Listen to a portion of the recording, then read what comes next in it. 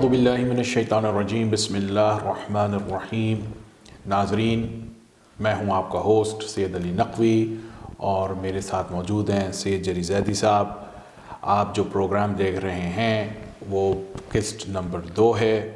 Programme کا جو title ہے وہ فقہ جعفریہ اور قیاس ہے۔ پچھلے ہفتے ہم نے آپ کو قسط نمبر 1 شو کیا تھا، آج آپ قسط نمبر 2 دیکھ رہے ہیں، اور اگلے ہفتے انشاءاللہ تعالیٰ اس کی آخری قسط نمبر 3 بھی ضرور دیکھیے گا۔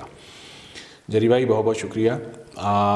تو لاسٹ پروگرام میں ہم نے قیاس کے بارے میں اور امام جعفر صادق علیہ السلام کے بارے میں کچھ باتیں کی تھی۔ آپ کیا اپنے امام جعفر صادق علیہ السلام کو قیاس کے خلاف ہونا کیا اہل سنت کی کتابوں سے دکھا سکتے ہیں آپ کیا؟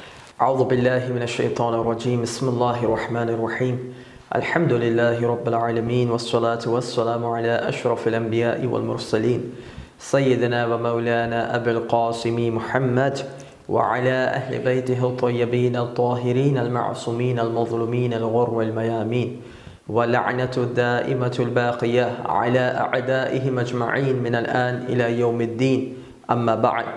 بہت اچھا سوال آپ نے کیا، اور میں اپنی عوام جو ناظرین ہیں ان کو پھر سے میں توجہ دلاتا ہوں کہ ہمارا موضوع جو ہے وہ قیاس کے حوالے سے ہے، اور جو ہمارے نئے آنے والے ناظرین ہیں ان کو بتاتا چلوں کہ پچھلی مرتبہ ہم نے شیعہ کتب سے استدلال کیا تھا اس قیاس کی عدم مشروعیت پہ، اور آخر میں ہم نے ایک قول بھی نقل کیا تھا جو اس حوالے سے تھا کہ اہل بیت کے مذہب میں قیاس باطل ہے، اور فخر الدین رازی سے ہم نے نقل کیا تھا۔ اب ہم ان وجوہات پر آتے ہیں جن وجوہات کی بنا پر یہ قول منقول ہے۔ یہ پہلی کتاب میرے سامنے ہے الفقی، اور کتاب الفقی ہے علامہ خطیب البغدادی کی، اور علامہ خطیب البغدادی صاحب تاریخ البغداد ہیں، تاریخ بغداد ان کی کتاب ہے۔ اسی طریقے سے انہوں نے اور بھی جو ہے مختلف علوم و فنون میں ان کی کتب موجود ہیں، اور یہ علم حدیث کے اولین لکھنے والوں میں سے شمار ہوتے ہیں، اور ان کی الکفایہ جو ہے علم حدیث میں آج تک جو ہے وہ ایک گراں قدر کتاب شمار ہوتی ہے۔ اور خطیب البغدادی اپنی کتاب میں صفحہ نمبر 464 اور جلد اول ہے، اس میں یہ وہ روایت نقل کرتے ہیں کہ امام صادق اور ابو حنیفہ کا مباحثہ ہوتا ہے، تو امام کہتے ہیں کہ اتق اللہ، خدا سے ڈرو ابو حنیفہ۔ میں چونکہ وقت کی قلت ہے تو میں ہائی لائٹ کر دیتا ہوں زیادہ چیزوں کو، تاکہ جو محققین ہیں وہ جب روایت کی طرف اور اسکین کی طرف ملتفت ہوں تو وہ پاز کر کے پورا اسکین خود مطالعہ کریں، اور خاص طور سے ہائی لائٹڈ پورشن۔ لیکن چونکہ وقت ہمارے پاس قلیل ہے اور ہمیں کافی سارے حوالوں کی طرف جانا ہے، تو ہم جو ہے وہ اس میں جو بہت کام کی چیزیں اس کو نقل کرتے ہیں، تو اس میں کہتے ہیں اتق اللہ، ٹھیک ہے، اتق اللہ، کہ اللہ تعالیٰ سے ڈرو اے ابو حنیفہ، ولا تقص الدین برأیک، اور اپنی رائے سے جو ہے دین میں قیاس نہ کرو، فإن اول من قاس ابلیس، کیونکہ سب سے پہلے جس نے قیاس کیا تھا وہ ابلیس تھا۔ اذ امرہ اللہ بالسجود لآدم فقال انا خیر منہ، کہ جب اس کو آدم کی اس طرف سجدے کو کہا گیا تو اس نے کہا میں آدم سے بہتر ہوں۔ کہا خلقتنی من نار وخلقتہ من طین، کہ اے اللہ تو نے مجھے آگ سے خلق کیا اور آدم کو مٹی سے۔ ثم قال له جعفر هل تحسن ان تقیس رأسک من جسدک، پھر امام کا ایک مکالمہ شروع ہوتا ہے، اور صفحہ نمبر 465 میں امام کہتے ہیں کہ اللہ تعالیٰ جو ہے قتل کے اوپر 2 شاہدوں پر راضی ہے، اور زنا کے معاملے میں 4 شواہد اس کو درکار ہوتے ہیں خداوند متعال کو، تاکہ ایک چیز کو جو ہے ایک حد کو جو ہے وہ جاری کیا جا سکے۔ جبکہ مجھے بتایا جائے، یعنی امام کا سوال یہ ہے کہ قتل بڑا گناہ ہے یا زنا زیادہ بڑا گناہ ہے، تو جواب میں کہا جائے گا قتل بڑا گناہ ہے، تو قتل کے لیے 2 شاہد کیوں، اور زنا کے لیے 4 شاہد کیوں؟ ٹھیک ہے، قیاس سے دیکھیں قیاس سے کیا ہو رہا ہے، اگر قیاس چلتا تو زنا کے لیے 2 ہونے چاہیے تھے اور قتل کے لیے 4 ہونے چاہیے تھے۔ اسی طریقے سے دوسرا سوال امام کرتے ہیں کہ منزلت، خدا کے نزدیک جو منزلت ہے عبادت میں، وہ نماز کی زیادہ ہے یا روزے کی زیادہ ہے؟ تو ابو حنیفہ کیا کہتے ہیں؟ کہتے ہیں نماز کی زیادہ ہے۔ تو امام اس کے جواب میں کہتے ہیں کہ فما بال المرأة اذا حاضت تقضی الصوم ولا تقضی الصلاة، کہ کیا وجہ ہے جب خواتین اپنے ایام میں ہوتی ہیں تو وہ نماز کی قضا کرتی ہیں، نہ قضا نہیں کرتی بلکہ روزوں کی قضا کرتی ہیں، اور یہ مکالمہ جو ہے وہ جاتا ہے 466 پیج تک۔ تو تقریباً یہ 1.5 صفحے پر محیط روایت جو ہے وہ اس بات پر دلالت کرتی ہے کہ امام جو ہے ان کا اس سے ابو حنیفہ سے مکالمہ خود اہل سنت کتاب میں موجود ہے، اور یہ مکالمہ اس درجے کا ہے کہ واقعتاً یہ جو روایت ہے وہ بہت پیاری ہے۔ اسی طریقے سے خطیب البغدادی کی دوسری کتاب جو ہے وہ شرف و اصحاب الحدیث ہے، اور اس کا صفحہ نمبر 76 ہے، اور حدیث جو روایت کا نشان ہے وہ 164 ہے۔ اس میں بھی یہ ہے کہ حل دخلت انا و ابو حنیفہ، راوی کہتا ہے کہ میں اور ابو حنیفہ داخل ہوتے ہیں علی جعفر ابن محمد ابن علی، امام صادق کے پاس، فقال له جعفر اتق اللہ ولا تقصی فإنا نقف غدا نحن وأنت ومن خلفنا، کہ دین میں قیاس نہ کرو، خدا سے ڈرو، کیونکہ کل جو ہے میں، تم اور ہمارے بعد والے آنے والے حضرات جو ہیں وہ کھڑے ہوں گے بین ید اللہ تعالی، کہ اللہ تعالیٰ کے حضور کھڑے ہوں گے، فنقول قال اللہ قال رسول اللہ صلی اللہ علیہ وسلم وآلہ وسلم، کہ ہم یہ کہیں گے کہ اللہ اور ان کے رسول نے یہ بات کہی، وتقول انت واصحابک سمعنا ورأینا، اور تم اور تمہارے اصحاب کیا کریں گے، تمہارے جو ماننے والے وہ کیا کریں گے کہ ہم نے رسول اور اللہ کا قول سنا، لیکن ہم نے اپنے دین میں اپنی رائے سے کام لیا، قیاس سے کام لیا۔ فَيَفْعَلُ اللَّهُ بِنَا وَبِكُمْ مَا يَشَاءُ، بس اللہ تعالیٰ ہمارے ساتھ ہماری موافقت میں جو ہم جس چیز کے اہل ہوں گے ویسا سلوک کرے گا، اور تم لوگ جس چیز کے اہل ہوں گے خدا تم سے ویسا سلوک کرے گا۔ بہت شدید روایت ہے، اگر آپ روایت کے الفاظ پر غور کریں صریحاً، اور یہ ان حضرات کے لیے بھی ہے جو کہتے ہیں کہ امام ابو حنیفہ امام صادق کے شاگرد تھے، اور یہ کس طریقے سے ممکن ہو سکتا ہے کہ ان کے دین کے خلاف جائیں۔ یہ دیکھیں ہر شاگرد جو ہے وہ لائق نہیں ہوتا، کافی نالائق شاگرد بھی ہوتے ہیں، تو انہی میں سے ایک ابو حنیفہ بھی تھے جو امام صادق کے تھے، اور یہی روایت جو ہے وہ حلیۃ الاولیاء جلد نمبر 3 صفحہ نمبر 196 اور 197 پر بھی ہے، اور اس روایت میں وہی عبداللہ بن شبرمہ وہی کہتے ہیں کہ میں اور ابو حنیفہ جو ہے امام صادق کے پاس داخل ہوتے ہیں، اور اس کے بعد امام کہتے ہیں لعلہ یقیس امر الدین برأیہ قال نعم، امام صادق کہتے ہیں کہ شاید یہ وہی بندہ ہے جو اپنی رائے سے جو ہے وہ دین میں قیاس کرتا ہے۔ تو امام جو ہے پھر اس سے جو ہے پورا مکالمہ کرتے ہیں، پہلے کہتے ہیں کہ کیا کسی انسان کا قتل بڑا گناہ ہے، یا اس انسان کے جو ہے وہ زنا بڑا گناہ ہے، کون سا بڑا گناہ ہے؟ تو وہ کہتا ہے قتل بڑا گناہ ہے، تو امام کہتے ہیں 2 شاہد اس میں کیوں، زنا میں 4 شاہد کیوں، اور اسی طریقے سے نماز اور روزے والی مثال دیتے ہیں۔ غرض یہ کہ اگر آپ ان شواہد پر غور کریں جو ہمارے دیکھنے والے ہیں، اور ان حوالے جات پر غور کریں جو ہم نے لگائے ہیں، تو ان کو علم یقین کی حد تک یہ احساس ہو جائے گا کہ اہل بیت کا مذہب جو ہے وہ قیاس کے خلاف ہے۔ یہی مذہب جو ہے وہ اہل بیت سے جو ہے وہ شیعہ کتابوں میں بھی ہے، یہی مذہب جو ہے اہل بیت کا جو ہے سنی کتابوں میں بھی منقول ہے، اور یہاں سے ہمیں یہ بات پتہ چلتی ہے کہ اہل بیت کا حقیقی پیروکار ہے کون۔ اہل بیت ایک ایسی ہستیاں ہیں، یعنی ایسی ہستیاں ہیں کہ ہر کوئی اپنا انتساب ان سے اپنا فخر سمجھتا ہے۔ مجھے کہنے میں بڑا اچھا لگتا ہے کہ میں اہل بیت کا ماننے والا ہوں، اور میرے ناظرین جو غیر شیعہ ہیں ان کو بھی اچھا لگتا ہوگا کہ وہ اہل بیت کی طرف اپنے آپ کو انتساب کریں، منتسب کریں اپنے آپ کا۔ لیکن صرف انتساب کافی نہیں ہے، بلکہ اہل بیت کی جو تعلیمات ہیں، اہل بیت کا جو طریقہ استدلال ہے، اہل بیت کا جو طریقہ استدلال فقہ ہے، اگر ہم اس کو نہیں اپنا رہے تو ہم اہل بیت کے ماننے والے نہیں ہیں۔ میں اس میں اضافہ کر دوں، اہل بیت کو صرف ماننا نہیں ہوتا، ان کی ماننا بھی ہوتا ہے، یعنی ان کی بھی ماننی ہوتی ہے۔ ایسا ہی بالکل، یعنی میں کہوں کہ بھائی میں تو اہل بیت کو مانتا ہوں لیکن ان کی باتوں پہ میں عمل نہ کروں، تو ان کو ماننا بھی ضروری ہے اور ان کی بھی ماننا ضروری ہے۔ اور یہیں سے ہمیں جو ہے وہ احساس ہوتا ہے کہ کتنا ضروری ہے اس امر میں کہ اہل بیت کی رائے کا پہلے ہم دیکھیں کہ ان کی آراء کیا ہیں، اور اس کی بنا پر ہم اپنے دین کی اصل کو قائم کریں۔ بہت بہت شکریہ آپ کا۔ جو جری بھائی، اگلا جو میرا آپ سے سوال ہے وہ یہ ہے کہ اصحاب رسول جو کہ ہمارے برادران جن کا زیادہ احترام کرتے ہیں، ان میں سے کچھ لوگ موجود تھے جو کہ قیاس کے خلاف تھے؟ بہت اچھا سوال ہے، اور اس حوالے سے اگر ہم رسول کے ان اصحاب کا ہم تذکرہ کریں جن کا اہل سنت احترام کرتے ہیں، کیونکہ تصور صحابیت تو ایک عام چیز ہے، یعنی جو بھی رسول کے زمانے میں تھا، جس نے رسول کو دیکھا، وہ لغوی طور پہ تو صحابی ہے، یعنی اس نے رسول سے مصاحبت کی، یعنی اگر آپ اس عنوان سے دیکھیں، یا اس نے رسول کے ساتھ طویل عرصے قیام کیا، اس معنوں میں صحابی ہے۔ لیکن کیا اس سے مراد یہ ہے کہ وہ جنتی ہے 100%؟ تو یہ کہنا مشکل ہے، اور یہ شیعی تصورات کے بھی خلاف ہے۔ میں بات اگر اجازت دیں، یہ بات ذرا لیفٹ ہو جائے گی، لیکن اصحاب کا مطلب، صحابی کا مطلب ساتھی ہوتا ہے، ساتھی، لنگوسٹکلی اس کو کمپینین کہتے ہیں۔ اور اگر میں آپ کے ساتھ ابھی جرنی پہ جا رہا ہوں، میں آپ کے ساتھ ٹرین میں بیٹھا ہوا ہوں، تو پھر میں آپ کا ساتھی ہو گیا، میں آپ کا اصحاب ہو گیا۔ قرآن کے اندر بھی اصحاب النار یعنی آگ میں جو مطلب جلیں گے، تو اصحابی لفظ، صحابی لفظ اٹ سیلف، یہ ایک کوئی پازیٹیو لفظ نہیں ہے، نہ یہ ایک نیگیٹو الفاظ ہے، یہ ایک نیوٹرل لفظ ہے، اس کا بس مطلب ہوتا ہے ساتھی۔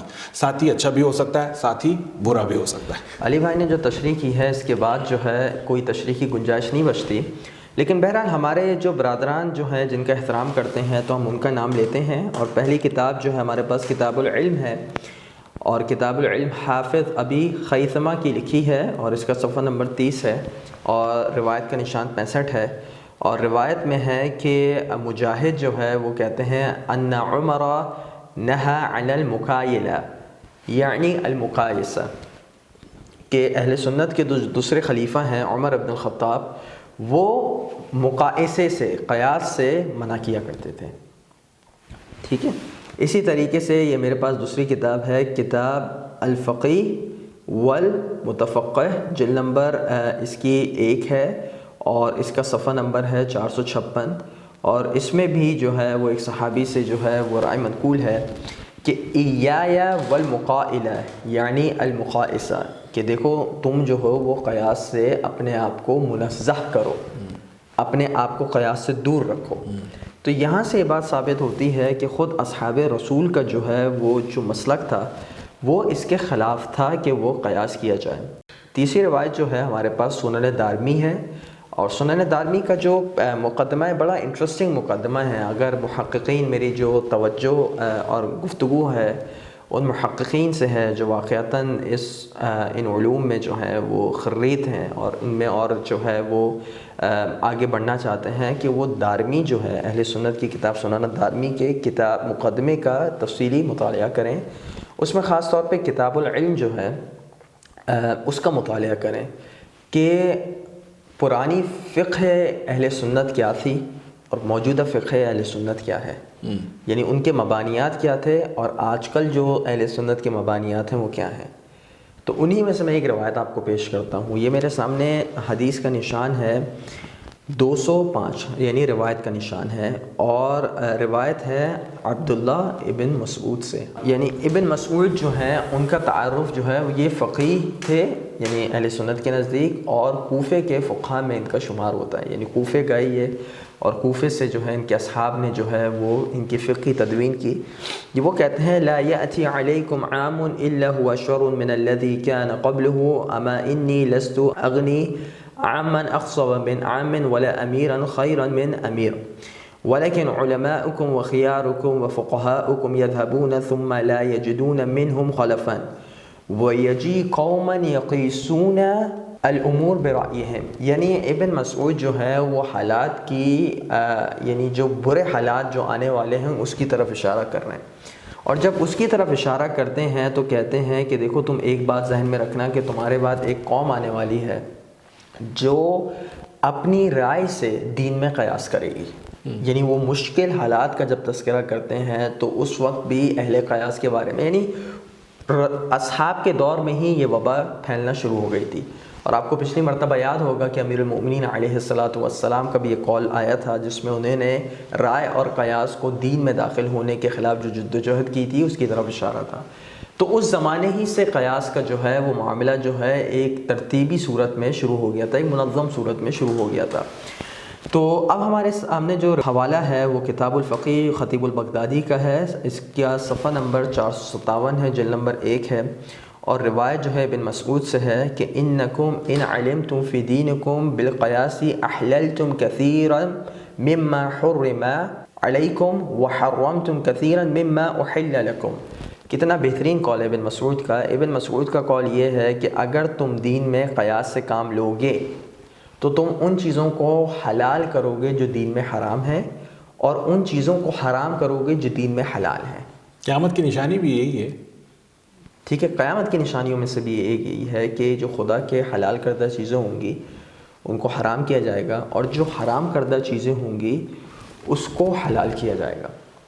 یہاں سے ہمیں عمر بن الخطاب اور عبداللہ بن مسعود جو اہل سنت کے نزدیک بہت ہی مقدس شخصیات میں سے ہیں, ایک خلیفہ ہیں تو دوسرے فقیہ ہیں, دونوں کے ایک اقوال جو ہمارے سامنے ہیں, اور ہم نے اہل بیت کا مذہب پہلے ہی نقل کر دیا ہے. تو اس کے باوجود اگر قیاس سے کام لیا جائے تو کیا کہا جا سکتا ہے. بہت بہت شکریہ آپ کا جری بھائی. ناظرین, اب ایک وقت ہو چکا ہے ایک چھوٹی سے بریک کا, ہم پھر حاضر ہوتے ہیں.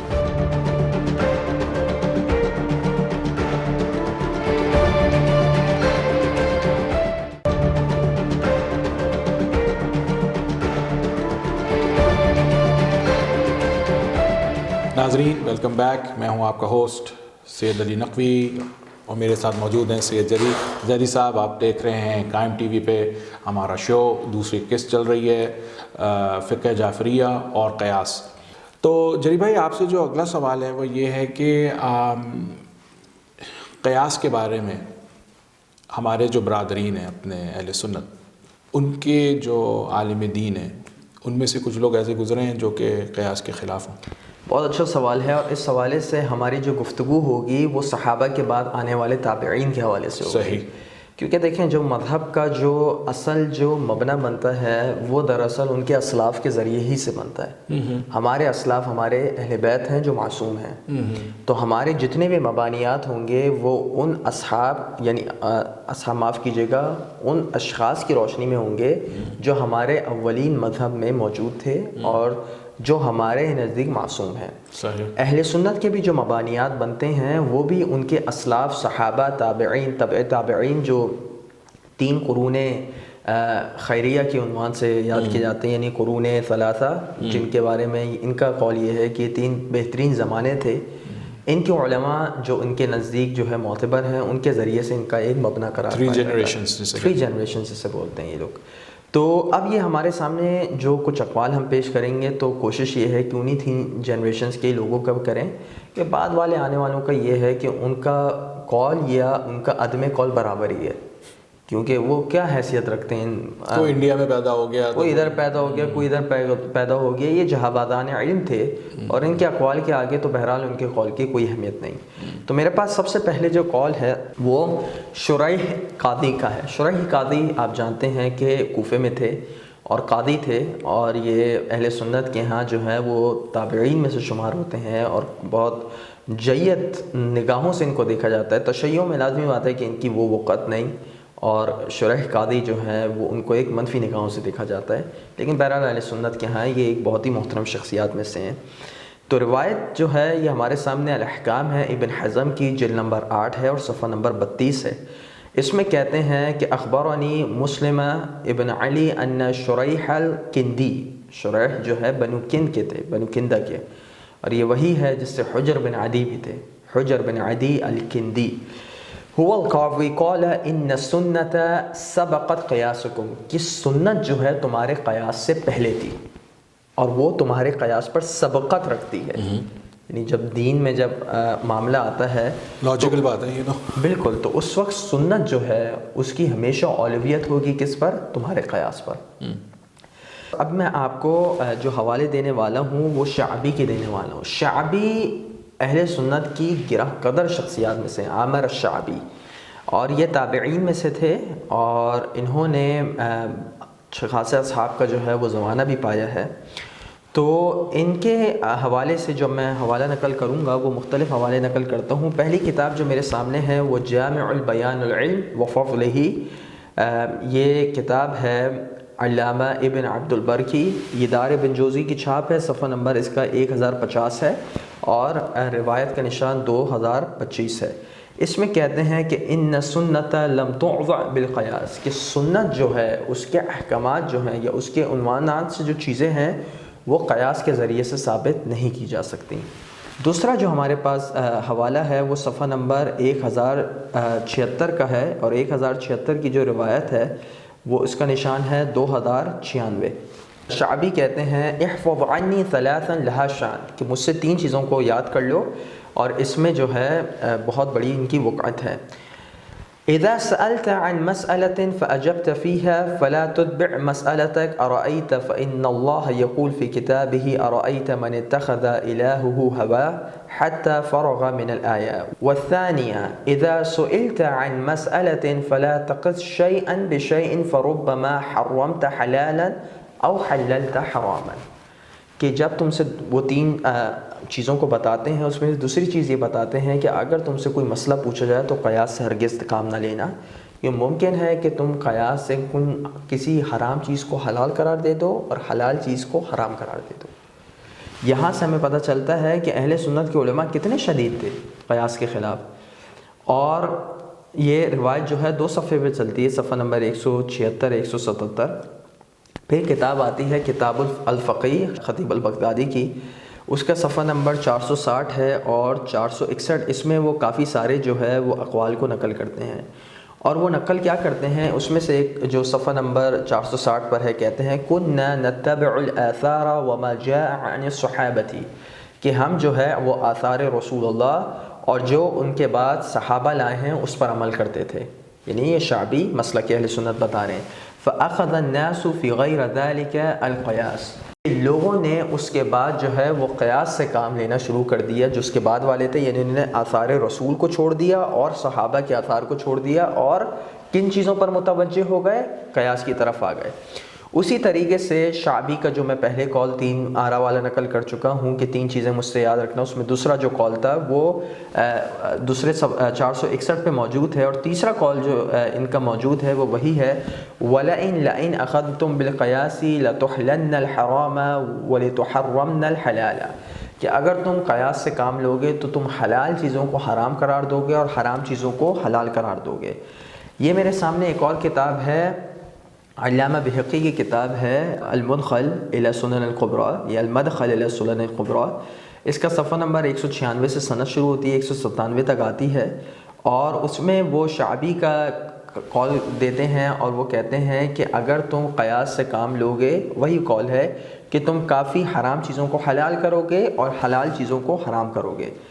یہ میرے پاس پھر ایک اور حوالہ ہے حلیۃ الاولیاء جلد نمبر 4 صفحہ نمبر 320 کا۔ اس میں کہتے ہیں انما ہلکتم، یہی شعبی کا قول ہے، انما ہلکتم انکم ترکتم الآثار واخذتم بالمقائیس، کہ تم لوگوں کی ہلاکت کی وجہ یہ ہے کہ تم نے رسول اللہ سے منقول شدہ روایات کو چھوڑا اور تم لوگ قیاس کی طرف چلے گئے۔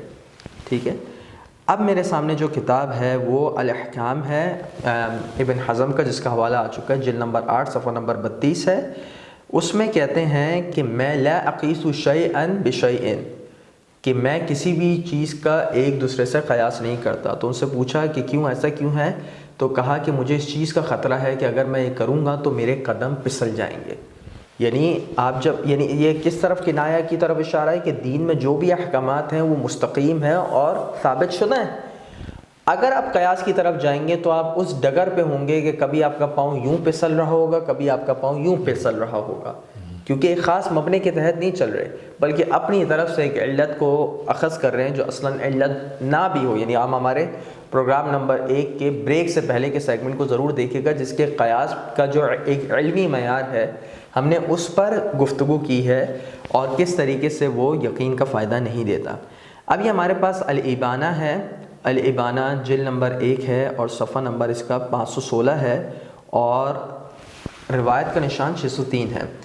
تو کہتے ہیں کہ مجھے، اب کہتے ہیں آثار سے ان کو کتنا بغض ہے وہ یہ بتاتے ہیں، بل ہوا ابغض الی من کناست داری۔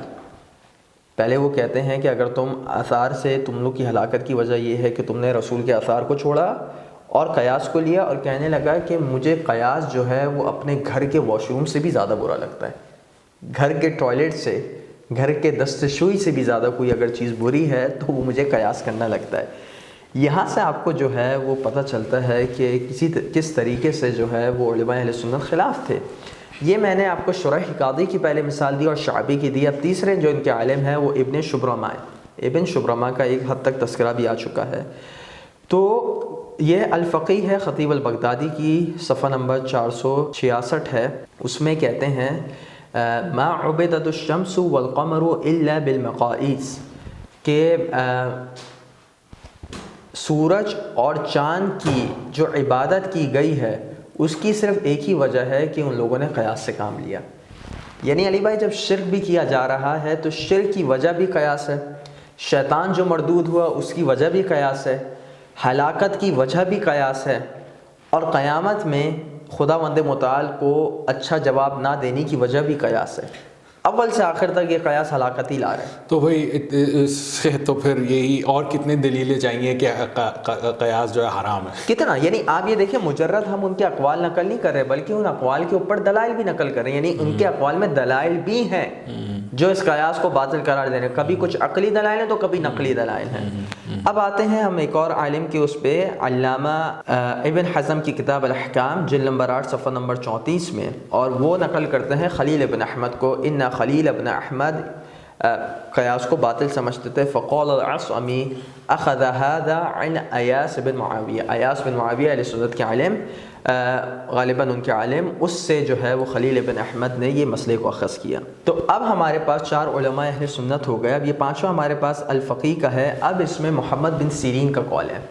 محمد بن سیرین ان علماء میں سے ہیں جو خواب کی تعبیر بتانے میں بہت زیادہ ماہر تھے، اور ان کا جو علمی مقام ہے وہ کافی قوی ہے. بعض علماء ان کی مراسیل کو بھی اصح مراسیل میں سے مانتے ہیں، صحیح ترین مراسیل میں سے. اول من قاس ابلیس وقال ما عبدت الشمس والقمر الا بالمقائیس، وہی بات کہتے ہیں کہ سب سے پہلے قیاس کرنے والا ابلیس تھا، اور چاند اور سورج کی پیروی اور عبادت نہیں کی گئی مگر یہ کہ قیاس کی وجہ سے. ابن سیرین کا قول جو ہے اب ہم نے نقل کیا. اب احمد بن حنبل کا قول، ہمارے پاس اہل سنت کے 4 مشہور فقہ ہیں. ابو حنیفہ مذہب حنفیہ کا، مالک بن انس مالکیہ، شافعی مذہب شافعیہ، چوتھے مذہب حنابلہ کے کون ہیں؟ احمد بن حنبل. یہ کتاب الفقی خطیب البغدادی کی دوبارہ اس کا صفحہ نمبر 463 ہے، اور روایت کا نشان 502 ہے. ابو بکر المروزی کا قول نقل کرتے ہیں، وہ نقل کرتے ہیں کہ سمعت ابا عبداللہ احمد ابن حنبل ينکر علی اصحاب القیاسی، کہ احمد بن حنبل جو ہے وہ اصحاب قیاس، جو قیاس کرنے والے اشخاص تھے، جو علماء تھے، ان کے خلاف جو ہے وہ مطلب ان کو رد کیا کرتے تھے. وَيَتَكَلَّمُ فِيهِمْ بِكَلَامٍ شَدِيد، تو احمد بن حنبل یہاں شدید رد کر رہے ہیں، اور ان کا شدید رد کرنا بتا رہا ہے کہ یہ مسئلہ معمولی نہیں تھا، ایک علمی اختلاف نہیں تھا، بلکہ یہ مسئلہ دین اور دین کی بنیادوں کو ہلانے والا تھا. اب ہمارے پاس جو اہل سنت کے محدث ہیں ان کا نام ہے مطر الوراق. وہ کہتے ہیں ترک اصحاب الرائے الآثار واللہ، کہ اللہ کی قسم اصحاب رائے، جو اصحاب قیاس ہیں، جو قیاس کرتے ہیں علماء، انہوں نے اللہ تعالیٰ اور یعنی اس کے رسول کے جو آثار ہیں، جو روایات ہیں، اس کو مطلق ترک کر دیا. تو یہاں سے ہمیں ایک عمومی نظریہ پتہ چلتا ہے اہل سنت علماء کا، کہ کس طریقے سے اہل سنت کے علماء اور ان کے مشہور یعنی قرون ثلاثہ میں سے ہم نے کوشش کی ہے کہ آپ کو علماء دیں اور ان کی رائے کو نقل کریں، اور اس سے یہ بات پتہ چلتی ہے کہ کتنی شدید بدعت ہے جو دین میں لائی گئی، اور ہمارے اہل سنت کے جو برادران، جو علماء ہیں، وہ کس طریقے سے اس کے خلاف اس زمانے میں جدوجہد کر رہے تھے. وہ ایک الگ بات ہے کہ آپ قیاس کو ایک دلیل شرعی کے طور پہ قبول کیا جانے لگا ہے. بہت بہت شکریہ. میں اب آپ سے آخری سوال کرنا چاہتا ہوں، اور وہ خاص طور پہ کیونکہ ہمارے جو ناظرین ہیں، یہ زبان بھی اردو میں ہم جو ہے اس پروگرام کو رکھتے ہیں، ناظرین سب اپنے اردو سپیکنگ ہیں، اردو بولنے والے ہیں.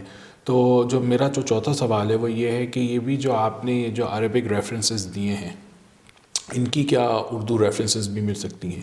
بہت اچھا سوال ہے، اور اس حوالے سے میں کوشش کرتا ہوں علی بھائی کہ جو ہمارے اردو بولنے والے حضرات ہیں ان کی طبع ضیافت کے لیے ہم ان حوالے جات کو بھی لگائیں جو خاص اردو میں ان اصحاب اور ان حضرات سے منقول ہیں.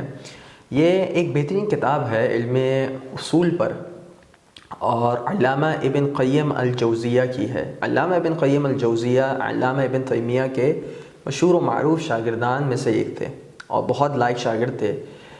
ہمارا اختلاف ان سے کافی چیزوں پر ہے، لازمی بات ہے کہ بہت ساری وجوہات پہ.